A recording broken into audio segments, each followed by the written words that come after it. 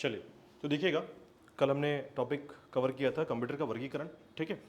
तो आज कंप्यूटर के वर्गीकरण को पढ़ने से पहले कल हमने तो हालांकि 3 टॉपिक कवर किया था वर्गीकरण में। मैंने बताया था कि कंप्यूटर के वर्गीकरण जो है इसके अंतर्गत 3 क्षेत्र होते हैं, ठीक है। पहला होता है कार्य के अनुप्रयोग के आधार पर कंप्यूटर के प्रकार, दूसरा होता है आपका उद्देश्य के आधार पर, और तीसरा होता है साइज या आकार के आधार पर, ठीक है। इसमें हमने पढ़ा था आपके कार्य या अनुप्रयोग के आधार पर 3 प्रकार कंप्यूटर के बारे में आपको बताया था, जिसमें एनालॉग कंप्यूटर, दूसरा आपका डिजिटल कंप्यूटर और तीसरा आपका हाइब्रिड कंप्यूटर था, ठीक है। लेकिन उसको स्टार्ट करने से पहले आज मैं आपको 20 क्वेश्चन पूछूंगा और इस 20 क्वेश्चन का आंसर हम यहाँ पर सॉल्व करने वाले हैं, ठीक है। उसके बाद फिर वर्गीकरण हम आगे स्टार्ट करेंगे, देखिएगा, ठीक है। देखिएगा, सबसे पहले, हालांकि ये सारे टॉपिक्स आपने पढ़ लिया है और इसी को समझना है। देखिए, मैं आपको बता रहा हूँ, क्वेश्चन बहुत सरल है, आंसर भी सरल है, लेकिन ठीक से नहीं पढ़ पाएंगे तो हो सकता है कि आपको आंसर ना कर पाए इसमें, ठीक है। तो समझिएगा, क्वेश्चंस को समझिएगा और आंसर कीजिएगा इसमें, ठीक है। देखिएगा, क्वेश्चन है कि चौथी पीढ़ी के कंप्यूटर के निर्माण में किसका प्रयोग किया जाता था, ठीक है।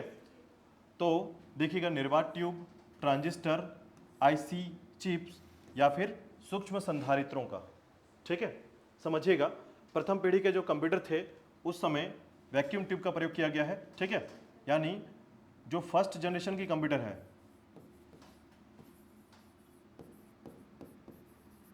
फर्स्ट जनरेशन का जो कंप्यूटर है इस समय क्या यूज किया गया था, वैक्यूम ट्यूब का यूज किया गया था, ठीक है। जैसे ही आप सेकंड जनरेशन में पहुंचते हैं तो आपको ट्रांजिस्टर का यूज मिलता है सेकंड जनरेशन में, ठीक है। ट्रांजिस्टर का यूज मिलता है इस समय में, ठीक है। इसके बाद आप थर्ड जनरेशन में पहुंचते हैं तो आपके सामने एक नया आविष्कार आता है जिसे कहते हैं हम लोग आईसी। जैक किल्वी ने इसका प्रयोग किया था, सबसे पहले आविष्कार किया जैक किल्वी ने, याद रखिएगा। और ऐसे में याद रखिएगा, आईसी का प्रयोग हुआ और आईसी जो है थर्ड जनरेशन का कंप्यूटर का हार्डवेयर था, याद रखिएगा आईसी, ठीक है। इसे कहा जाता है इंटीग्रेटेड चिप, ठीक है। इंटीग्रेटेड चिप या एकीकृत, याद रखिएगा सर्किट, एकीकृत सर्किट, याद रखिएगा, ठीक है। कभी कभी क्या होता है, हिंदी में पूछ लिया जाता है या इंग्लिश में के सामने जो है हिंदी पूछ लिया जाता है, ठीक है। और यहीं पर गलतियां होती हैं जैसे आपसे हो गई हैं यहाँ पर। देखिए, चौथे नंबर पर आता है सूक्ष्म संधारित्र। सूक्ष्म संधारित्र का मतलब होता है माइक्रो प्रोसेसर।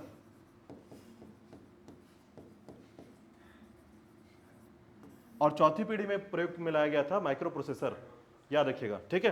तो माइक्रो प्रोसेसर मतलब, माइक्रो मतलब क्या होता है, सूक्ष्म, प्रोसेसर का मतलब होता है संधारित्र, ठीक है। बस यही प्रॉब्लम है कि आप हिंदी और इंग्लिश को अलग अगर नहीं कर पाएंगे तो दिक्कत आएगा, ठीक है। तो याद रखिएगा, माइक्रो प्रोसेसर का प्रयोग किया गया था किसमें, चौथे पीढ़ी में, फोर्थ जनरेशन में, ठीक है। तो इसको थोड़ा सा याद रखिएगा फोर्थ जनरेशन के लिए। और अगर इसके टाइम जोन को याद रखना है तो टाइम जोन भी याद रख सकते हैं इसमें, ठीक है।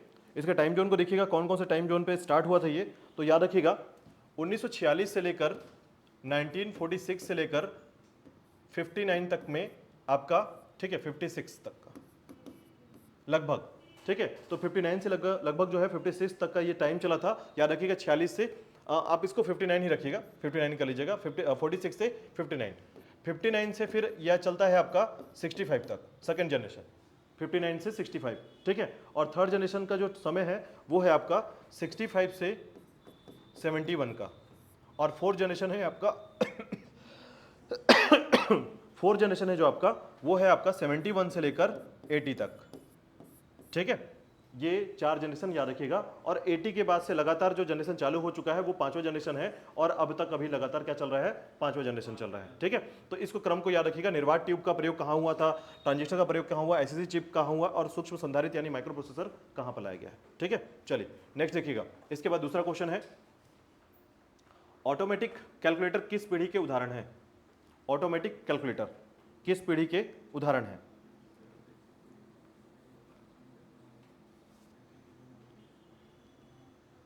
जल्दी से बताइएगा। ऑटोमेटिक कैलकुलेटर, हाँ, सब चारों ले लीजिए, ठीक है, फर्स्ट सेकंड थर्ड फोर्थ, ठीक है। देखिए, इसका आंसर है फर्स्ट पीढ़ी का, याद रखिएगा। जो ऑटोमेटिक कैलकुलेटर है,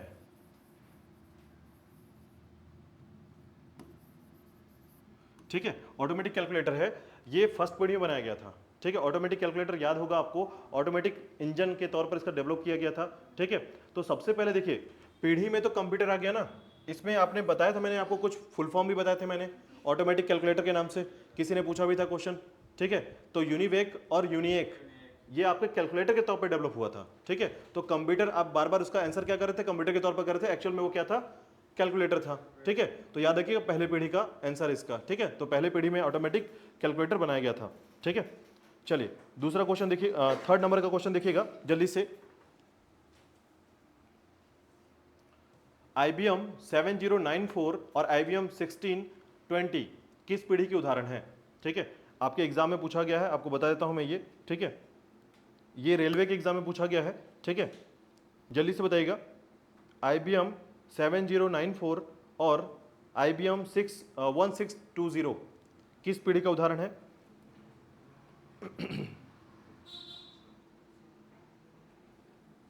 चलिए कोई बात नहीं, तो याद रखिएगा ये है दूसरी पीढ़ी का, ठीक है, सेकेंड जनरेशन का।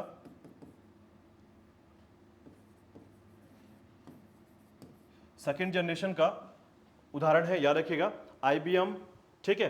तो आप जनरली जो है कभी कभार किस्मत बहुत ज्यादा खराब होगी, इस लेवल का क्वेश्चन पूछा जाएगा जहां पर इसकी पढ़ाई नहीं होती है, ठीक है। क्योंकि इतने सारे उदाहरण हैं कि उदाहरण को कंपेयर करना बहुत मुश्किल होता है, लेकिन मोटा मोटी जो है कुछ अगर एग्जाम में आया हुआ है और अगर ये वापस रिवर्स में हमको क्वेश्चन मिल जाता है तो कम से कम उसका याद रहेगा कि सेकंड पीढ़ी में इसे पढ़ा गया है IBM, ठीक है, 1620 और IBM 7094, ठीक है। चलिए नेक्स्ट क्वेश्चन देखिएगा।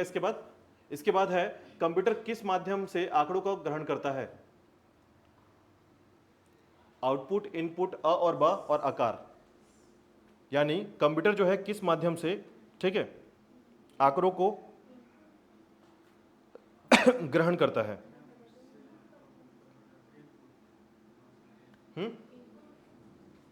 देखिए सभी के बारे में आप जानते ही हैं, ठीक है। पहला, अगर हम आउटपुट कहें तो ये एक्चुअल में क्या होता है, कंप्यूटर का रिजल्ट, ये रिजल्ट कहलाता है। इनपुट कहलाता है आपका डाटा एंट्री, ठीक है। तो ये अ और ब तो बिल्कुल नहीं हो सकते, दोनों बिल्कुल, ठीक है, पूरा पश्चिम है। और आकार यानी आपका साइज, तो ये बिल्कुल नहीं है, यानी कंप्यूटर का जो इस माध्यम से, साइज के माध्यम से कोई भी इनपुट नहीं लेता है, ठीक है। हाँ, तो यहां पर याद रखिएगा कि आउटपुट, इनपुट, अ और ब और आकार में सही आंसर क्या है, इनपुट, डाटा एंट्री, ठीक है। इनपुट से ही क्या ले सकता है कंप्यूटर, जो है आंकड़ों को ग्रहण कर सकता है, ठीक है। तो आंकड़ों ग्रहण करने के लिए इनपुट युक्ति का प्रयोग किया जाता है, याद रखिएगा, जिसे हम कहते हैं इनपुट डिवाइस।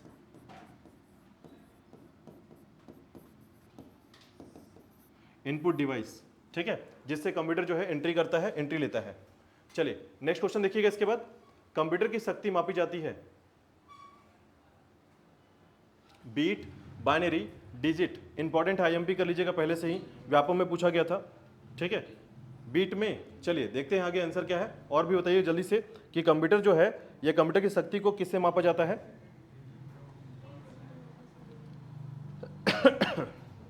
जल्दी बताइए।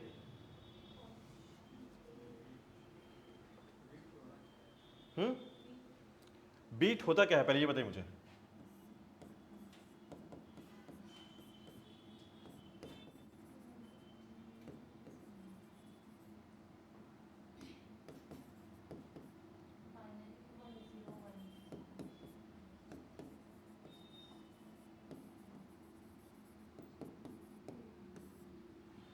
तो देखिएगा यहां पर कंप्यूटर की शक्ति को नापने के लिए आपको हमेशा एक बात याद रखना पड़ेगा, ठीक है, कि उसको बीट से नहीं नापा जाता, ठीक है। बीट क्या है, स्पेस है, मतलब एक तरीके का मापने का तंत्र नहीं है, ठीक है। बीट क्या होता है, बीट होता है स्पेस। ये क्या होता है समझिएगा। तो जैसे अगर आप बोलते हैं कि कंप्यूटर के पास कितना स्पेस है, तो आप बोलते हैं कि जीबी के हिसाब से। तो इसकी शुरुआत कहां से हुई है, बीट, बाइट, ठीक है, किलोबाइट, ठीक है, उसके बाद मेगाबाइट, ये क्रम है। तो ये क्या है, ये स्पेस का उदाहरण है कि स्पेस को कैसे नापते हैं, कंप्यूटर को बीट से कैसे नाप देंगे आप, ठीक है। उसके बाद आपका बाइनरी, तो बाइनरी तो कोड हो गया, यानी बाइनरी एक तरीका है जिससे सॉफ्टवेयर या प्रोग्राम जो है कंप्यूटर को समझ में आता है, ठीक है। इसके बाद डिजिट की बात करते हैं, तो डिजिट होता है आपका अर्थमेटिक, यानी डिजिट मतलब नंबर, आंकड़े, ठीक है। और आंकड़ों से कैसे नापेंगे कंप्यूटर को? लास्ट में क्या बचता है? Word length. याद रखिएगा कंप्यूटर की शक्ति को वर्ड लेंथ से नापते हैं, ठीक है, वर्ड लेंथ। हाँ, अब ये कैसा होता है समझिएगा। वर्ड लेंथ बेसिकली क्या होता है, तो समझिए वर्ड लेंथ जो होता है इसका बेसिक फॉर्मूला क्या होता है समझिएगा, कैसे ये नापा जा सकता है, ठीक है। तो कंप्यूटर जो होता है, जैसे अगर आप बोलते हैं कंप्यूटर का जो वर्ड लेंथ है, ठीक है, कंप्यूटर जो है कितने पावरफुल है, तो इसको हम कंप्यूटर के माइक्रो प्रोसेसर को देखते हैं। माइक्रो जो प्रोसेसर होता है इसके वर्ड लेंथ चेक की जाती है, ठीक है, कि ये कितने बीट का है। अब देखिए स्पेस कितना है तो उसको मैंने बोला कितने बीट का है, ठीक है। तो कितने बीट का है तो मतलब उसका वर्ड लेंथ कितना है। जैसे एक सामान्य जो अंक होता है, याद रखिएगा मैं जैसे यहाँ पर ए लिख रहा हूँ, इसका वर्ड लेंथ क्या है, यानी ए लिखने पर कंप्यूटर को कितना स्पेस लग रहा है, कितना फास्ट कर पाएगा। अगर मान लीजिए मैं ए के बदले, ठीक है, यहाँ पर ए लिखा मैंने, तो मैंने बताया था कि कंप्यूटर को ए समझ में नहीं आता है। जब आप कीबोर्ड में ए प्रेस करते हैं वहां वो ए तो लिख देता है, लेकिन उसको ए समझ में नहीं आया। उसको क्या समझ में आया है? ए की परिभाषा। और ए की परिभाषा क्या हो गई? 0 1 0, ये ए की परिभाषा हो गई, जिसको वो समझा बाइनरी में, ठीक है। तो हम जब ए प्रेस करते हैं तो उसको उसकी परिभाषा समझ में आती है, तो वो कर देता है ए हमारे लिए, ठीक है। तो उसके लिए कितना स्पेस यूज किया वो बीट में हमने कवर कर दिया। हमेशा याद रखिएगा कंप्यूटर का जो स्पेस होता है वो कुछ इस तरीके का होता है। अभी आगे जाकर पढ़ेंगे इसको डिटेल में, तो ये याद रखिएगा कंप्यूटर का स्पेस होता है कुछ इस तरीके का।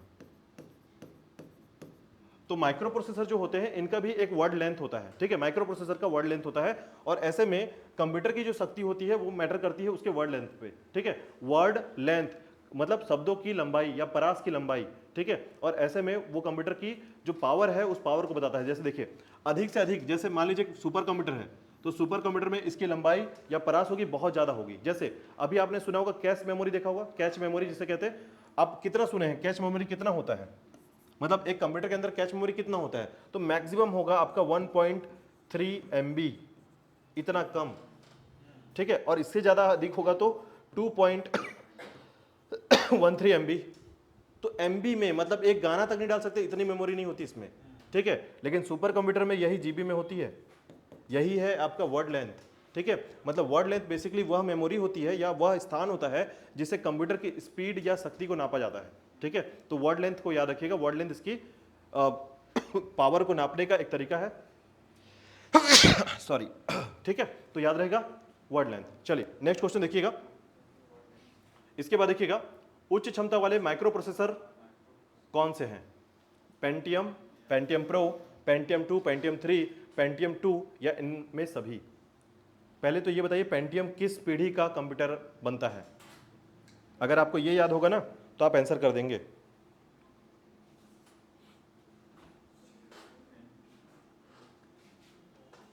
माइक्रो प्रोसेसर समझ में आ रहा है, ठीक है।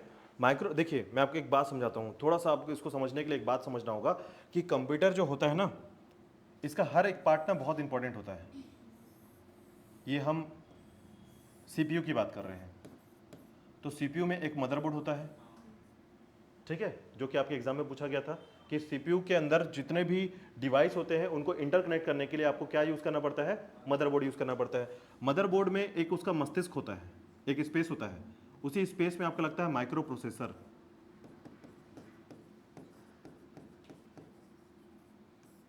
ये उसका दिमाग है, कंप्यूटर का दिमाग समझिए, ठीक है। ये माइक्रो प्रोसेसर अगर अच्छा होगा, वेल कैपेसिटी वाला होगा और शक्तिशाली होगा तो आपकी कंप्यूटर को फास्ट कर देगा। लेकिन केवल दिमाग अच्छा नहीं है, मतलब अच्छा है, हाथ पैर अच्छा नहीं है, तो दौड़ पाएगा क्या वो? तो दिमाग के अच्छा होने से भी बहुत कुछ नहीं होता है, याद रखिएगा। इसमें होता यह है कि जब आप माइक्रो प्रोसेसर अच्छा लगाते हैं तो इसके साथ बाकी कंपोनेंट को भी अच्छा यूज करना पड़ेगा। मदरबोर्ड हाई कैपेसिटी का होना चाहिए, जब वो इंटरकनेक्ट करे बाकी डिवाइसों को तो उसको भी प्रॉब्लम नहीं होना चाहिए, ठीक है। साथ ही साथ इसमें जो फैन लगा होता है ये भी हाई कैपेसिटी का होना चाहिए। अगर मान लीजिए फैन कमजोर है तो माइक्रो प्रोसेसर गर्म होकर खत्म हो जाएगा, ठीक है। उसी प्रकार इसमें रैम भी अच्छा होना चाहिए, इसी प्रकार रोम अच्छा होना चाहिए, इसी प्रकार हार्ड डिस्क अच्छा होना चाहिए, SSD होना चाहिए कम से कम, ठीक है। तो ऐसे बहुत सारे पार्ट्स हैं जिनका अच्छा होना बहुत मैटर करता है, लेकिन इनमें सबसे ज्यादा अच्छा होना क्या मैटर करता है? Micro processor. हमेशा याद रखिएगा माइक्रो प्रोसेसर अगर अच्छा तेज है तो थोड़ा कमजोर, ठीक है। अगर एकदम ही खराब होगा, अब मान लीजिए माइक्रो प्रोसेसर, एक बात और याद रखिएगा, माइक्रो प्रोसेसर जिस जनरेशन का है उसी जनरेशन का मदरबोर्ड भी होना चाहिए। कम जनरेशन का मदरबोर्ड लगा देंगे तो काम नहीं करेगा। ये कुछ इस तरह का समझिएगा कि दो अलग अलग जनरेशन के व्यक्ति हैं, दोनों के दिमाग में कितना फर्क आता है। ठीक है। तो वही सेम चीज होता है कि इनके समय में जो ये कंप्यूटर डेवलप होता है वो एक जनरेशन का कंप्यूटर होना चाहिए पूरी तरीके से, इसके समान भी अपने एक जनरेशन का होना चाहिए। जैसे माइक्रो प्रोसेसर अगर आपने यूज कर लिया, अभी वर्तमान में जो है इंटेल का माइक्रो प्रोसेसर आता है, आपको पता होगा, ठीक है। इंटेल का माइक्रो प्रोसेसर है और इसकी स्पीड जो होती है जनरली अगर आप देखेंगे इंटेल के माइक्रो प्रोसेसर की, तो ये 12th जनरेशन का माइक्रो प्रोसेसर होता है अभी अभी फिलहाल सबसे ज्यादा लेटेस्ट है ये, ठीक है। और ऐसे में इसकी स्पीड जो होगी वो लगभग 3.14 MB के, या इसको हम हर्ट्ज पावर कहेंगे, हर्ट्ज पावर के बराबर होती है, ठीक है। पहले के कितने आते थे? पहले के 1.19 के आसपास आते थे, ठीक है। और ये सभी पेंटियम वाले हैं। पेंटियम याद रखिएगा, ये चौथी पीढ़ी का माइक्रो प्रोसेसर है, ठीक है। और पेंटियम जितने भी पीढ़ी में माइक्रो प्रोसेसर निकला है, अपने चौथी पीढ़ी का सबसे उच्च क्षमता वाला माइक्रो प्रोसेसर है, ठीक है। और सभी उसमें उच्च क्षमता वाले हैं, याद रखिएगा। यानी Pentium, Pentium pro, Pentium 2, Pentium 3, Pentium 2 specially, इनमें से सभी, तो याद रखिएगा सभी जो है ये माइक्रो प्रोसेसर उच्च क्षमता वाले होते हैं, ठीक है। चलिए नेक्स्ट देखिएगा।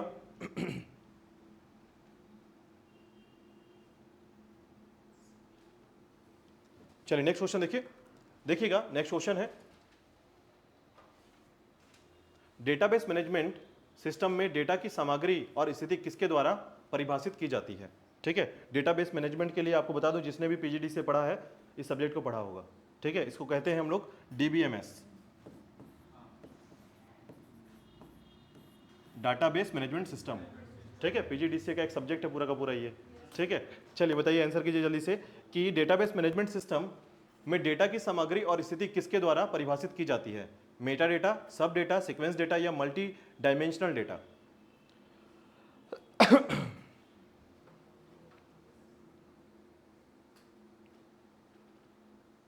जल्दी से बताइए। चलिए ये सब्जेक्ट नया है, हो सकता है आपने पढ़ा हो ना पढ़ा हो, मैं बता देता हूँ आपको यहाँ पर। तो देखिएगा, डेटाबेस मैनेजमेंट सिस्टम जो है डीबीएमएस जो है, इसमें डेटा सामग्री को और उसकी स्थिति को, ठीक है, परिभाषित करने के लिए आपको याद रखना होगा कि इसे मेटा डेटा से ही परिभाषित किया जाता है। मेटा डेटा, ठीक है, याद रखिएगा। सब डेटा, सीक्वेंस डेटा और मल्टी डायमेंशनल डेटा जो है ये अलग प्रकार से डेटा होते हैं, ठीक है। डीबीएमएस आपने यूज किया होगा, डीबीएमएस प्रणाली को यूज किया होगा, तो ऐसे में आपको जानकारी होगा कि सबसे पहले जो है आप किसी भी डेटा को, जब डेटा को सबसे प्रारंभिक रूप से परिभाषित करते हैं तो उसके मेटा डेटा पर परिभाषित किया जाता है, और उसकी डेटा की सामग्री और स्थिति, ठीक है, उसकी स्थिति क्या है। जैसे क्या होता है, कभी भी आप किसी भी सब्जेक्ट को, जैसे मान लीजिए आपने यहाँ पर डेटा ले लिया, कौन सा डेटा, डेट ले लिया, मान लीजिए डेट ले लिया, तो डेट को कैसे परिभाषित करेंगे, उसका लोकेशन कैसे देंगे? तो डेट जो है कभी भी ऐसा तो नहीं लिख पाएंगे डेट को कि 1/13/2024, ये कभी नहीं आएगा डेटा में। ये कभी क्यों नहीं आएगा? क्योंकि हमेशा हमारा महीना कितने का होता है, 12 का होगा, ठीक है। तो इसके फॉर्मेट में हमेशा याद रखिएगा, यहाँ पर हमेशा 12 का डेटा आएगा। तो इसको डिफाइन करने के लिए आपको यहाँ पर पता होगा कि ये डेटा डेट से संबंधित है, ठीक है। ये कैसे कैसे लिखा जा सकता है? तो ये ऐसा लिखा जा सकता है,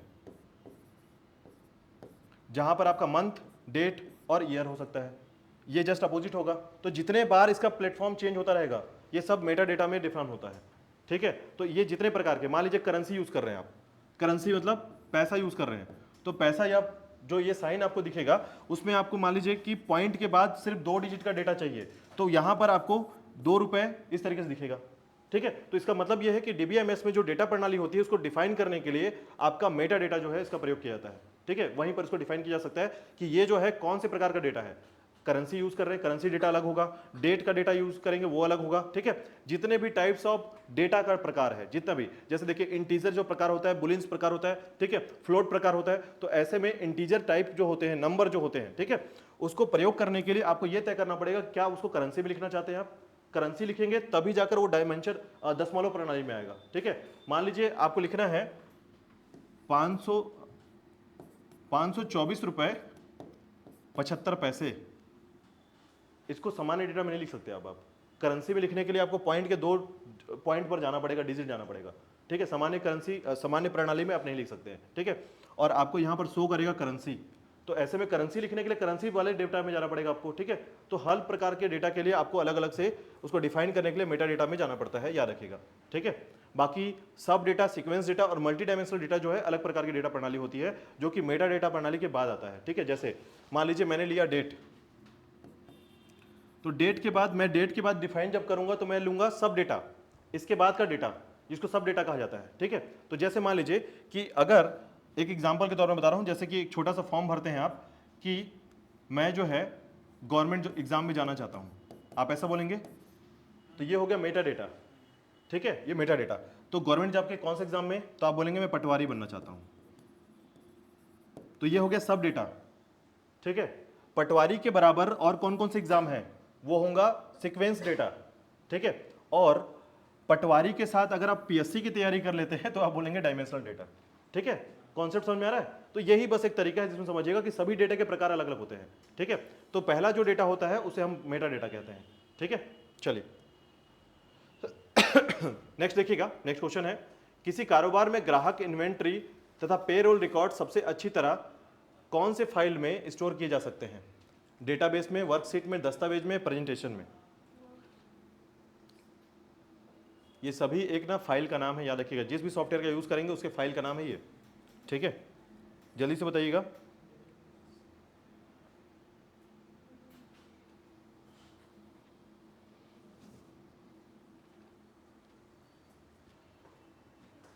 आप एक कारोबारी हैं, बिजनेसमैन हैं, और अपने ग्राहक, उनका इन्वेंट्री, इन्वेंट्री मतलब जो भी सामान आता है जाता है, पूरा सामान कितना स्टोर होता है, ये सामान की जानकारी इन्वेंट्री कहलाती है। तथा पेरोल, पेरोल होता है सैलरी, ठीक है, कि आप अपने यहाँ, हाँ दस्तावेज में, अभी मैं आंसर करवा देता हूँ, देखिएगा।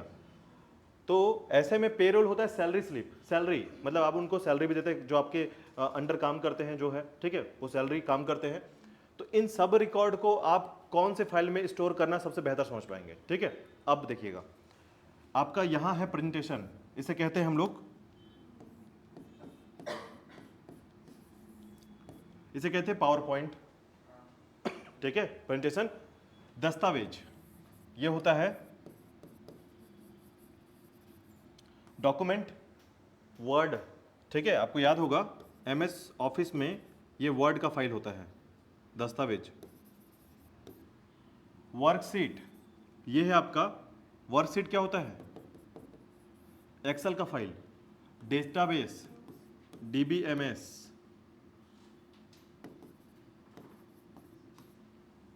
अब बताइए किस फाइल में सेव करना चाहेंगे आप अपना फाइल?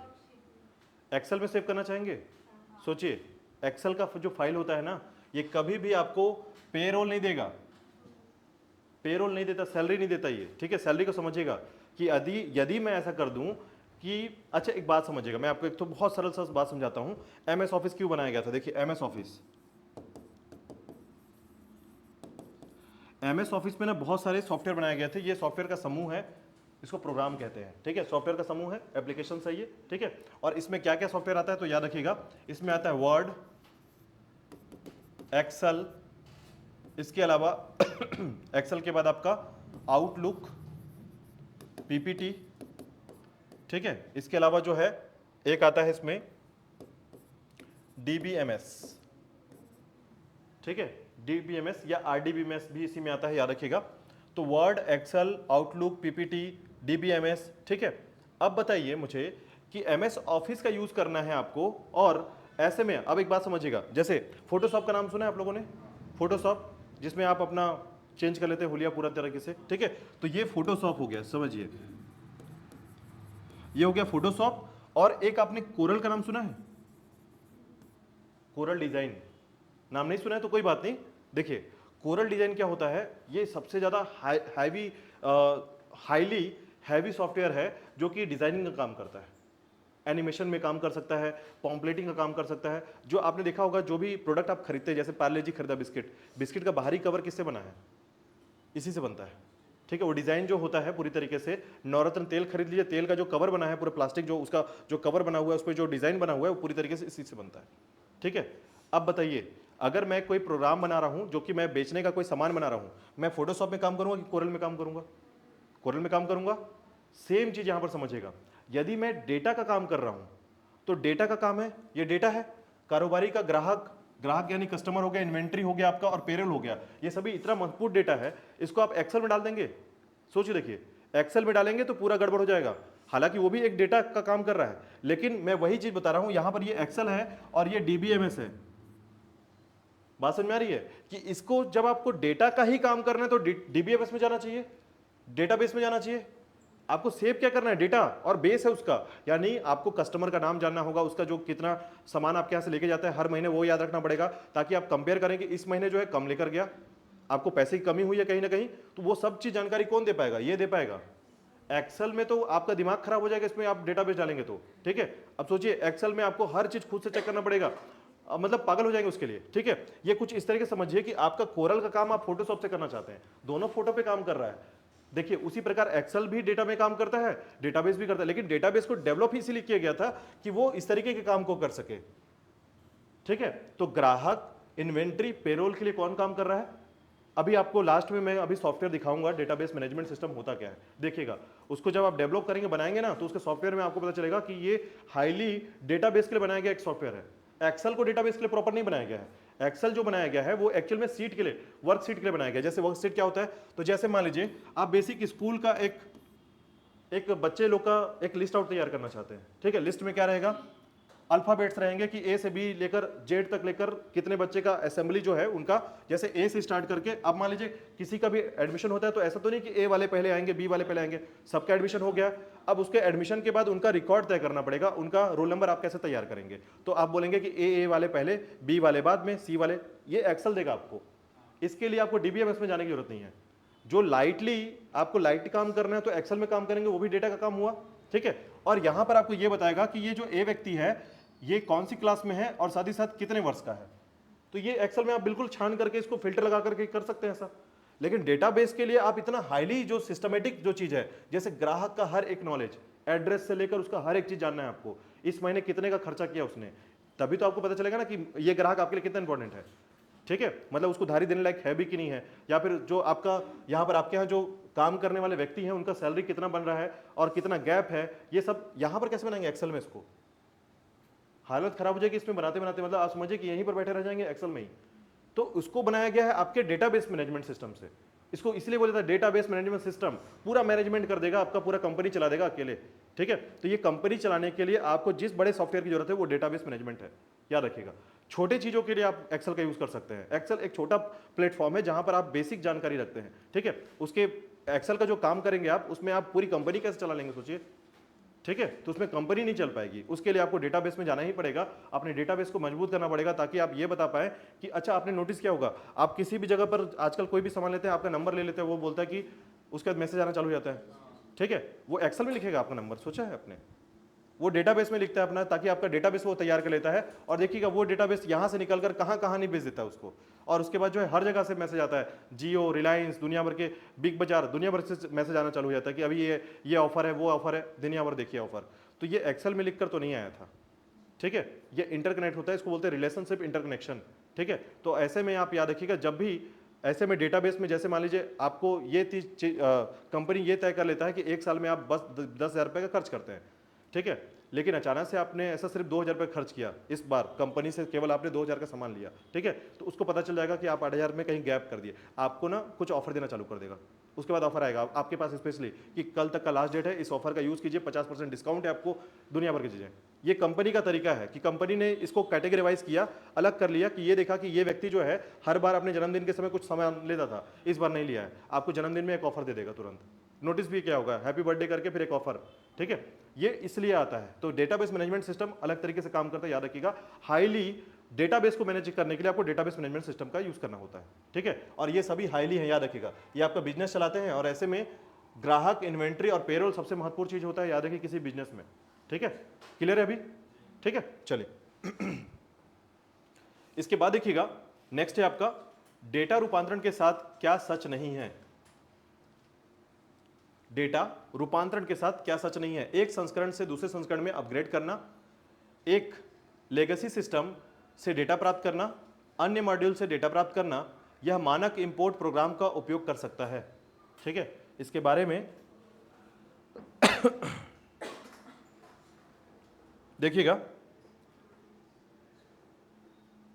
रेलवे एनटीपीसी ऑनलाइन का एग्जाम परीक्षा में ये पूछा गया था, 2016 का एग्जाम का है ये, ठीक है। तो डेटा रूपांतरण के साथ क्या सच नहीं है, मतलब डेटा रूपांतरण के साथ क्या सच नहीं है। समझिएगा इनमें से कौन सा ऐसा चीज है जो कि सच नहीं है। ठीक है, सच नहीं है मतलब समझिए कि आपको यहां पर ट्रू फॉल्स थोड़ा सा समझना होगा कि इसमें कौन सा ऐसा लाइन है जो डेटा के संबंध में करेक्ट नहीं है। ठीक है, तो डेटा के संबंध में करेक्ट नहीं है तो देखिएगा एक संस्करण से दूसरे संस्करण। ठीक है, संस्करण का मतलब क्या होता है, किसे कहते हैं संस्करण? जैसे देखिए वर्जन। ठीक है, एक वर्जन से दूसरे वर्जन में अपग्रेड करना, बिल्कुल डेटा अपग्रेड होता है। ठीक है, उसके बाद एक लेगेसी सिस्टम से डेटा प्राप्त करना। लेगेसी सिस्टम का मतलब होता है कि जिसमें डेटा आप डालते हैं, लेगेसी। ठीक है, तो डेटा डालते हैं तो उसी से प्राप्त कर लेंगे, बिल्कुल सही बात है। ठीक है, और अन्य मॉड्यूल से डेटा प्राप्त करना। अन्य मॉड्यूल से कभी भी याद रखिएगा ये क्वेश्चन किस तरीके का है इसको थोड़ा समझिएगा तब जाकर ये आंसर कर पाएंगे। ये भी आपका DBMS से जुड़ा हुआ क्वेश्चन है। ठीक है, और कभी भी अन्य मॉड्यूल से डेटा प्राप्त नहीं कर सकते हैं, याद रखिएगा किसी अन्य मॉड्यूल से डेटा प्राप्त नहीं हो सकता है, याद रखिएगा। बल्कि यह मानक इंपोर्ट प्रोग्राम का उपयोग कर सकता है। मतलब जैसे कभी कभी क्या होता है, मेरा डेटा लिखा गया एक्सेल में और मुझे चाहिए DBMS में, मैं क्या करूंगा, DBMS में घुसकर एक्सेल के अंदर से डेटा निकाल लूंगा। बात समझ में आ रही है कि जैसे आपके पास डेटा जो है किसी और फाइल में है, किसी और प्रकार के फाइल में। देखिए हमेशा एक बात आपको पता होगा कि जिस भी प्रोग्राम को आप यूज कर रहे हैं केवल वो उसी प्रोग्राम का फाइल यूज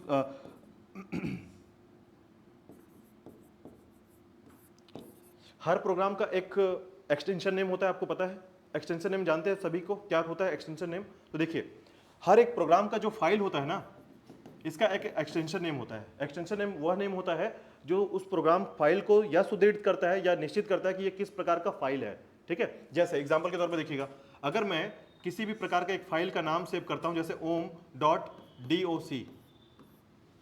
तो ये .doc किसका फाइल है? इसको देख के आप क्या बोलेंगे, डॉक्यूमेंट का फाइल है। डॉक्यूमेंट मतलब क्या हो गया, ये वर्ड का फाइल है।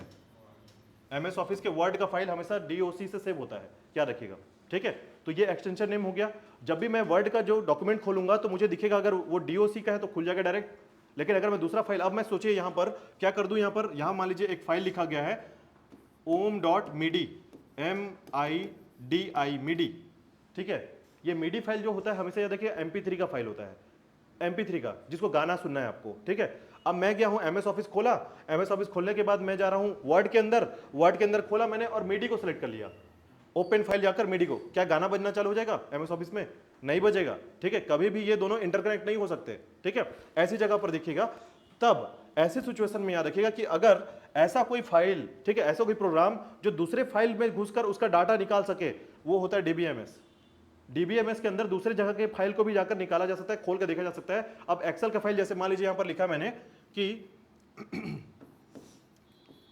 coaching.xls, ये XLS याद रखिएगा, ये एक्सेल का फाइल का एक्सटेंशन नेम है। पूछा जाता है एग्जाम में कि कौन सा एक्सेल का फाइल का एक्सटेंशन नेम है, तो ये एक्सटेंशन नेम है, याद रखिएगा। ठीक है, XLS कहा जाता है। डॉट सभी का नंबर, कम से कम तो 10 फाइल का नाम और उनके XLS फॉर्मेट को याद रखना पड़ेगा आपको। ठीक है, तो जितने भी फॉर्मेट होते हैं सभी का फॉर्मेट, जैसे आप बहुत कॉमन याद रखते हैं, जैसे आप MP4 को देख के बोल देते हैं अरे ये कौन सा फाइल है, वीडियो फाइल है। MP3 को देख के बोल देते हैं आप ये कौन सा फाइल है, तो आप बोलते हैं ये सॉन्ग का फाइल है। ठीक है, हाँ, उसी के बाद आपको DOC को देखना होगा, उसी के बाद आपको HTML के फाइल को भी देखना होगा, HTML का फाइल भी आता है। ठीक है, इंटरनेट से हाइपरटेक्स्ट मार्कअप लैंग्वेज का फाइल आता है। ठीक है, तो ऐसे बहुत सारे एक्सटेंशन नेम होते हैं। तो ये एक्सटेंशन नेम का क्वेश्चन पूछा जाता है, याद रखिएगा एग्जाम में आता है ऐसे क्वेश्चन कि कौन सा फाइल किस प्रोग्राम का फाइल है। ठीक है, तो जैसे डॉक आया तो डॉक से बोल दिया आपने ये वर्ड का फाइल है, XLS हुआ एक्सेल का फाइल है। ठीक है, वैसे ही सभी का एक्सटेंशन नेम में सभी फाइल पूछा जाता है। तो याद रखिएगा कि यह मानक इंपोर्ट प्रोग्राम का उपयोग कर सकता है और दूसरे तरीके के फाइल को कॉपी कर सकता है।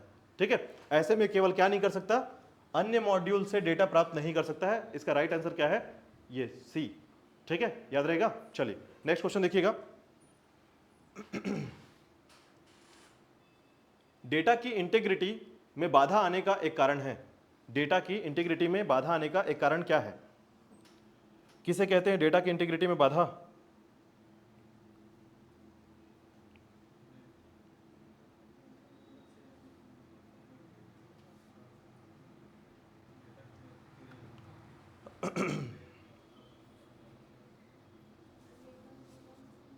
डेटा उपलब्धता पर नियंत्रण, डेटा की असंगति, डेटा का सुरक्षात्मक नियंत्रण, डेटा की अतिरेकता। ठीक है, मतलब समझ में आ गया? देखिए डेटा की इंटीग्रिटी, इंटीग्रिटी क्या होता है बेसिकली, डेटा को जब आप ग्रुपिंग करते हैं, ठीक है, डेटा को आप क्या करते हैं, ग्रुपिंग करते हैं। ग्रुपिंग का मतलब होता है एकीकरण, इंटीग्रिटी, ठीक है। आपने देखा होगा बहुत सारे डेटा को हम सामूहिक रूप से एक डेटा में मर्ज करने की कोशिश करते हैं, होता है ऐसा। जैसे मान लीजिए मेरे पास 10 अलग अलग डेटा आ गए, मैं उसको इंटीग्रेट करने की कोशिश कर रहा हूँ, शामिल कर रहा हूँ एक साथ, ठीक है। तो जैसे मान लीजिए 5 टीचर थे, पांचों टीचर ने अलग अलग काम किया, ठीक है। एक ने केवल नाम कनेक्शन किया, एक ने उन लोगों का ईयर कनेक्शन किया, इस तरीके से सभी का डेटा आ गया मेरे पास और सभी को मुझे जोड़ना है, तो मैं उसे बोलूंगा एकीकरण करना, उसे कहते हैं हम लोग इंटीग्रिटी, ठीक है। तो मैं बाधा आने वाले का एक कारण क्या हो सकता है, मतलब मैं इंटीग्रिटी करूं इसका तो कौन सा बाधा मुझे दिक्कत करेगा, डेटा की उपलब्धता पर नियंत्रण। अगर मेरे पास डेटा की उपलब्धता पर नियंत्रण है तो मैं इसको कर सकता हूं, या फिर डेटा की असंगति, डेटा मैच नहीं कर रहा है तो बाधा होगा, या फिर डेटा का सुरक्षात्मक नियंत्रण कि डेटा सिक्योरिटी में कुछ इशू आ रहा है तो मेरे पास इंटीग्रिटी नहीं हो पाएगा, या फिर डेटा की अतिरेकता, मतलब अधिक डेटा को आपने ला दिया है तो जाकर मैं यहां पर काम नहीं कर पाऊंगा। कौन सा ऑप्शन लग रहा है, बी। देखिए डीबीएमएस ना, इसमें 3 चीजें बहुत आसानी से कर लेता है। डेटा की उपलब्धता पर नियंत्रण कर सकता है तुरंत के तुरंत, ठीक है। असंगतियों को मैच करा देगा तुरंत, क्योंकि मैंने बताया था कि डीबीएमएस ना डेटा पर ही पूरा का पूरा फाइल है, ठीक है, पूरा कॉन्सेप्ट ही डेटा पर है। तो ऐसे में उसका डेटा सुरक्षा पर नियंत्रण भी बहुत अच्छा होता है, याद रखिएगा। वो कोई और नहीं खोल सकता, इसमें अगर आपने पासवर्ड लगा दिया, कीज कर लिया, तो फिर ये कोई और मैनेज नहीं कर जाएगा इसको, ठीक है। इसके बाद ये होता है डेटा की अतिरेकता, इसका सही आंसर है, ठीक है, डेटा की अतिरेकता।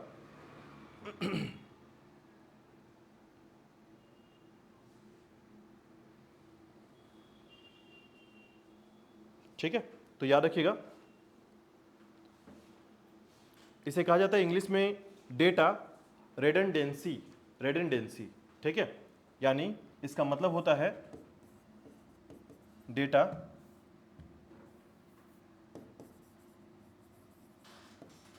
रेडंडेंसी, अतिरेकता, ठीक है। तो एग्जाम में कभी पूछा गया, हालांकि ये एग्जाम में आईबीपीएस के एग्जाम में आया हुआ है, कौन से, छत्तीसगढ़ के एग्जाम में आया हुआ है, ठीक है। छत्तीसगढ़ आईबीपीएस 27/11 का एग्जाम है ये, ठीक है। ईटी में डिपार्टमेंट में पूछा गया था, ठीक है, तो याद रखिएगा। चलिए नेक्स्ट क्वेश्चन देखिए, ठीक है। स्टोरेज की थोड़ी सी जगह में बहुत सी फाइलों को स्टोर करने के लिए निम्न में से किसका प्रयोग किया जाता है। तो स्टोरेज की थोड़ी सी जगह है परंतु बहुत सारी फाइल मुझे स्टोर करना है, तो मैं निम्न में से किसका प्रयोग करूंगा। ये तो मैंने पढ़ाया था आपको, इसके लिए तो दूसरा ऑप्शन ही नहीं आपको file adjustment, file copy, file reading, file compression, file compression, ठीक है। याद रखिए कल ही मैंने बताया था रार फाइल के बारे में, ठीक है। तो फाइल कंप्रेशन जो होता है, याद रखिएगा, फाइल को कंप्रेस कर देता है, तो थोड़ी सी जगह में मुझे अधिक फाइल रखने के लिए जगह कौन दे देता है, फाइल कंप्रेशन सिस्टम देता है, याद रखिएगा, ठीक है। चलिए चलिए, कुछ तो याद हो रहा है आप लोग को, आगे चले। देखिए नेक्स्ट क्वेश्चन है आपका, स्टोर प्रोग्राम की अवधारणा किसने शुरू की थी। स्टोर्ड प्रोग्राम की अवधारणा किसने प्रारंभ की थी, किसने शुरू की थी, ये एग्जाम में पूछा गया था, याद रखिएगा।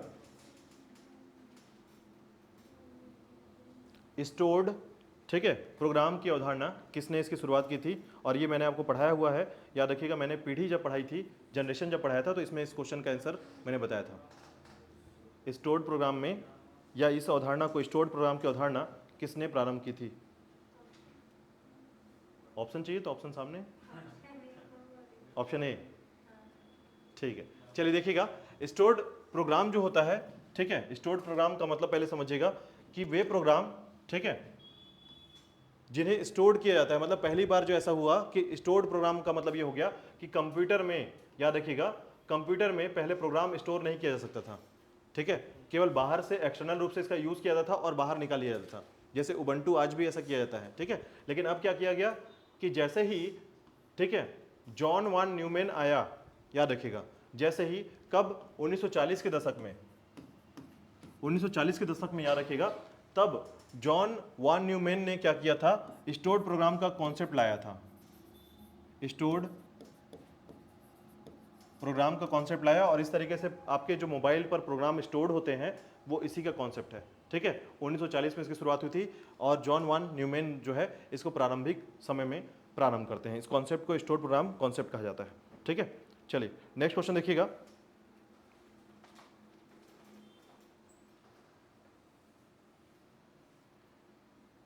यदि किसी मौजूदा डॉक्यूमेंट को किसी दूसरे नाम से सेव करना हो तो क्या करना चाहिए?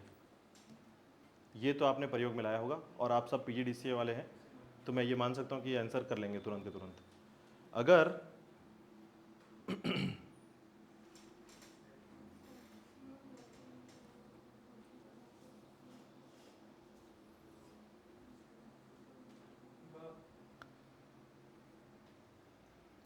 डॉक्यूमेंट को फिर से टाइप करें और दूसरा नाम दें। ठीक है, सेव एज कमांड का प्रयोग करें, मूल डॉक्यूमेंट को नए डॉक्यूमेंट में कॉपी और पेस्ट करें और फिर से सेव करें, और डॉक्यूमेंट को दूसरे स्थान पर कॉपी करने के लिए विंडोज एक्सप्लोरर का प्रयोग करें और दूसरा नाम दे दें। हाँ, बाकी लोग बताइए जल्दी से, आप लोग सब लोग पीजीडीसी वाले लोग हैं और कुछ लोग नहीं हैं तो हो जाएंगे आगे जाकर। सेकेंड, ठीक है, इसमें राइट आंसर आपका ब है, याद रखिएगा। सेव एज कमांड का प्रयोग करते हैं, हमेशा याद रखिएगा जब भी कोई फाइल, ठीक है, आपने पहली बार सेव कर लिया। देखिए जैसे मान लीजिए कोई प्रोग्राम है, एमएस ऑफिस का प्रोग्राम मान लेते हैं, ठीक है, एमएस ऑफिस का प्रोग्राम है, ठीक है, इसमें आपने वर्ड खोला हुआ है और वर्ड को खोलकर आपने पूरा का पूरा प्रोग्राम एक चैप्टर लिखा प्रॉपर तरीके से, और मैं इसको क्या करूंगा, ऑप्शन में जाकर इसे सेव कर लूंगा, जो कि मैंने किस नाम से सेव किया, मान लीजिए ओम एकेडमी के नाम से। अब मुझे पता चला कि ये ओम एकेडमी में मुझे ये फाइल को भी रखना है, लेकिन मुझे इसका नाम बदलना है।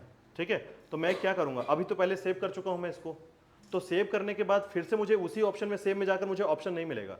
याद रखिएगा, यदि मैं सेव कर चुका हूं ये फाइल को तो मुझे फिर से सेव करने के लिए ऑप्शन नहीं मिलेगा कि दूसरे नाम से सेव कर दूं। ठीक है, तो मैं क्या कर सकता हूं, तो याद रखिएगा, अगर यदि किसी मौजूदा डॉक्यूमेंट को, मौजूदा, एक बात याद रखिएगा, मौजूदा डॉक्यूमेंट का मतलब होता है ओपन, खुला हुआ डॉक्यूमेंट। ठीक है, वरना आप चेंज तो बहुत सारे तरीके से कर सकते हैं। एग्जाम्पल में समझिएगा, मान लीजिए मैं कोई फाइल सेव कर दी यहाँ पर, तो मैं जाकर इसको बार बार रीनेम कर दूंगा, ये बार बार अलग से भी रीनेम हो सकता है। तो मौजूदा फाइल का मतलब क्या होता है, जो आपके स्क्रीन में खुला हुआ है। ठीक है, ये शब्द को पकड़िएगा, शब्द से चलिएगा कि किसी मौजूदा डॉक्यूमेंट को किसी दूसरे नाम से सेव करना हो तो मौजूदा डॉक्यूमेंट का मतलब क्या हुआ, स्क्रीन में खुला हुआ जो फाइल है उसको मुझे पहले से मैंने सेव कर दिया था ओम एकेडमी के नाम से, अब मुझे फिर से उसको सेव करना है दूसरे नाम से। ठीक है, तो मैं जाऊंगा सेव एज कमांड पर, सेव के नीचे जस्ट उसके नीचे होता है, याद रखिएगा, सेव एज। ठीक है, सेव एज को क्लिक करूंगा, मुझे फिर से ऑप्शन आएगा और फिर मैं दूसरा नाम लेकर उसको सेव कर दूंगा। ठीक है, बहुत आसान सा था। ठीक है, चलिए इसके बाद देखिएगा नेक्स्ट क्वेश्चन। आंकड़ों को एक स्थान से दूसरे स्थान तक पहुंचाने का स्वरूप, ठीक है, रूप ही खालिस्तान कहलाता है। आंकड़ों को एक स्थान से, ठीक है, दूसरे स्थान तक, ठीक है, एक स्थान से दूसरे स्थान तक पहुंचाने का रूप ही क्या कहलाता है? प्रक्रिया, सूचना, गणना, तुलना। और कुछ देख लीजिए ऑप्शन में। गणना का मतलब क्या होता है? गुणा। देखिए यहां पर गणना जो है ना, ये सिर्फ मतलब कैलकुलेशन पर है। ठीक है, गणना का मतलब करना, या फिर कोई भी समझिए ऐसा कि मान लीजिए हम कुछ गणना कर रहे हैं, कैलकुलेशन कर रहे हैं, तो वो गणना का ऑप्शन आ जाएगा। ठीक है, तो यहां पर देखिएगा आंकड़े को एक स्थान से दूसरे स्थान तक अगर पहुंचाने का जो रूप है वो मेनली कहलाता है सूचना, इन्फॉर्मेशन। जैसे मैं बोलता हूं ना, वहां से मुझे इन्फॉर्मेशन मिला है तो वहां से मेरे तक आया, तो वो क्या आया? सूचना आया। ठीक है, तो सूचना को ही हम क्या करते हैं, एक जगह से दूसरी जगह पहुंचा सकते हैं, कोई प्रक्रिया के तहत नहीं, कोई गणना नहीं, कोई तुलना नहीं। ठीक है, याद रखिएगा, तो सूचना है जो कि आपको घर से मिलता रहता होगा कुछ ना कुछ, है ना, तो ये सूचना है, याद रखिएगा। चलिए नेक्स्ट देखिएगा, इसके बाद आता है आपका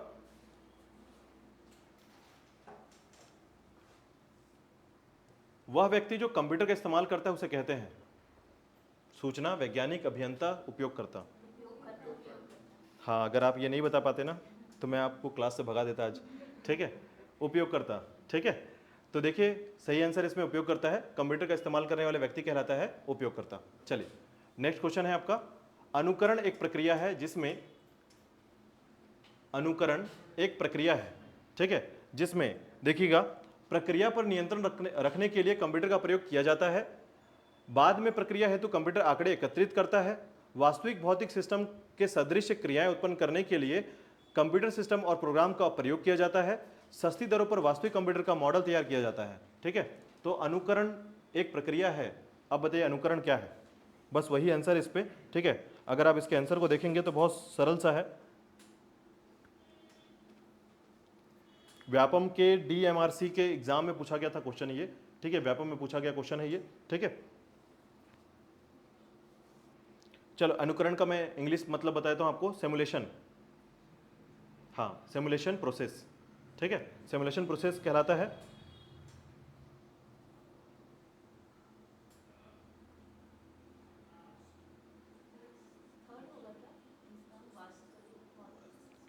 प्रक्रिया पर नियंत्रित कर रखने के लिए कंप्यूटर का प्रयोग किया जाता है।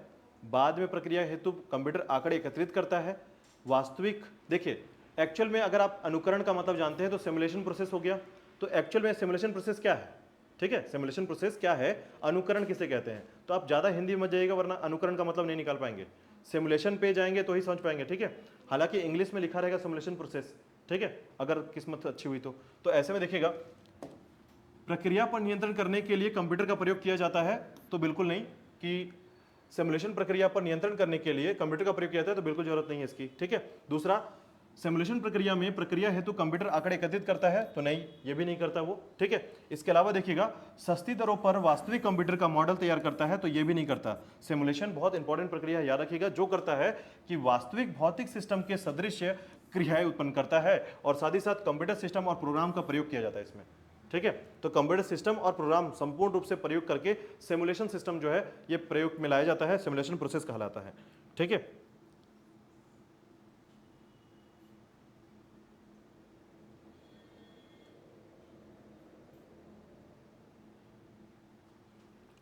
चलिए नेक्स्ट क्वेश्चन देखिएगा।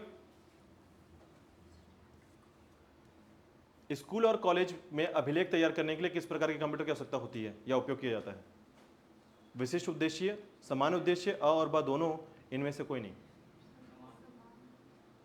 आप लोग के स्कूल में सामान्य था? बताइए। अच्छा नहीं था क्या? था ही नहीं था? चलिए अच्छी बात है, आप लोग के स्कूल में कंप्यूटर रहा।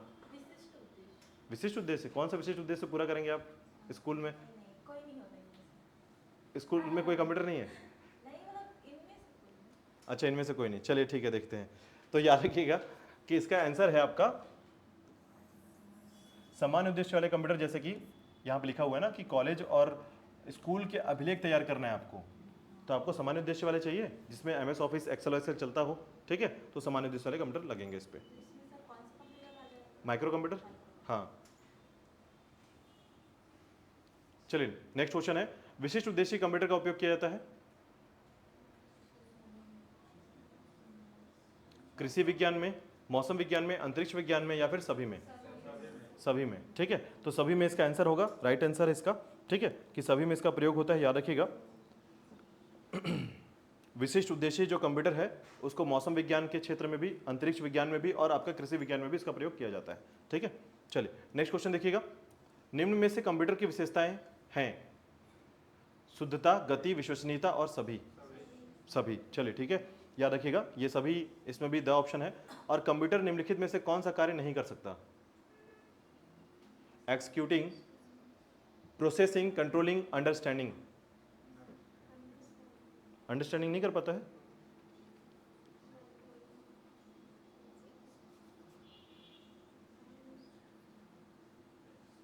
बताइए क्या नहीं कर पाता है? एक्सिक्यूटिंग क्या होता है? एक्सिक्यूटिंग किसे कहते हैं? मतलब एक्सिक्यूटिंग बेसिकली होता क्या है? प्रोसेसिंग तो कर पाता है, ये तो बिल्कुल क्लियर है। ठीक है, प्रोसेसिंग कर लेता है, कंट्रोलिंग भी कर लेता है, क्योंकि कंट्रोल करता है, इसमें आपने पढ़ा होगा ALU और कंट्रोल यूनिट वाला पॉइंट। ठीक है, एक्सिक्यूटिंग जो होता है याद रखिएगा ये है एग्जीक्यूट, जो एग्जीक्यूट किया जाता है। ठीक है, उस फाइल का नाम है कि किसी फाइल को जब ये चलाता है उसको एक्सिक्यूटिंग कहा जाता है। ठीक है, तो फाइल तो बिल्कुल चलाता है, यानी आप मान लीजिए कोई वीडियोस प्ले करना चाहते हैं कंप्यूटर में तो आप प्ले कर लेते हैं। ठीक है, लेकिन वो क्या नहीं समझ पाता है? अंडरस्टैंडिंग नहीं समझ पाता है, ठीक है। तो अंडरस्टैंडिंग जो होता है इसका पर्सनल अंडरस्टैंडिंग नहीं होता है, ठीक है। जो आप समझाएंगे या जो आप उसको निर्देश देंगे वही काम करेगा आपका। अब मान लीजिए कोई बच्चा चला रहा है तो कंप्यूटर को खराब कर देगा, तो वो नहीं समझेगा बच्चा चला रहा है तो मैं थोड़ा चेंज कर लूँ मोड को, ठीक है। तो इसका मतलब है कि अंडरस्टैंडिंग जो है इसकी नहीं होती है, ठीक है। चलिए नेक्स्ट क्वेश्चन देखिएगा। हम चलिए 20 क्वेश्चन हो चुके हैं। अब इसके बाद देखिएगा हम लोग पहुंचते हैं वापस अपने टॉपिक पर, ठीक है। क्लियर है? 20 क्वेश्चन से कुछ समझ में आया आप लोग को कि क्वेश्चंस को पढ़ने से कितना